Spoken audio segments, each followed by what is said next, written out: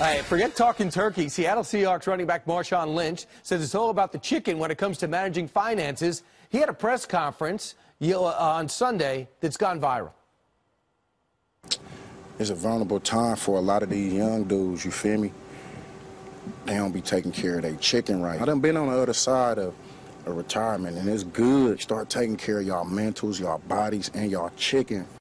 And he's been retired twice. Here to react, and he's now back and playing, and he played just for basically the minimum wage to play for the Seahawks and had 2 touchdowns on Sunday. Here to react is the CEO of the Brewer Group and former NFL player Jack Brewer, who played for the Vikings, Giants, Eagles, and Cardinals.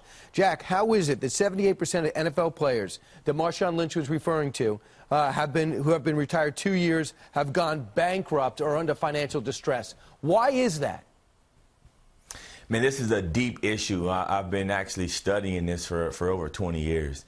I did my college dissertation on why college athletes should get paid. And, you know, when you really break this down, you're taking a population that's very young, and you're paying them over a 4-month period of time. And so for anyone making money, especially when you're young, can you imagine being paid in 4 months and then having to save that money? You know, most of these players that you see that are going bankrupt are coming from lower socioeconomic backgrounds.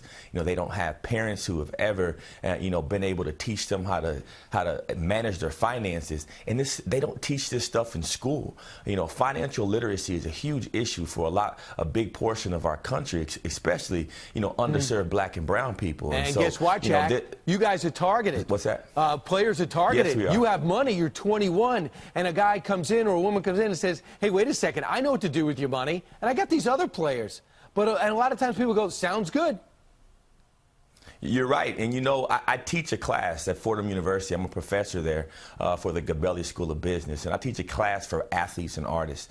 And the first thing that I teach them is the vocabulary of business. And so, you know, if you're a millionaire and you're making $1 million, but you don't understand, you know, what equity or in debt is, and you don't understand how to look at a balance sheet, there's a big problem there. And so, you know, it really goes back to education. You know, when you look at the NFL draft, about 70% of those players don't have their college degree.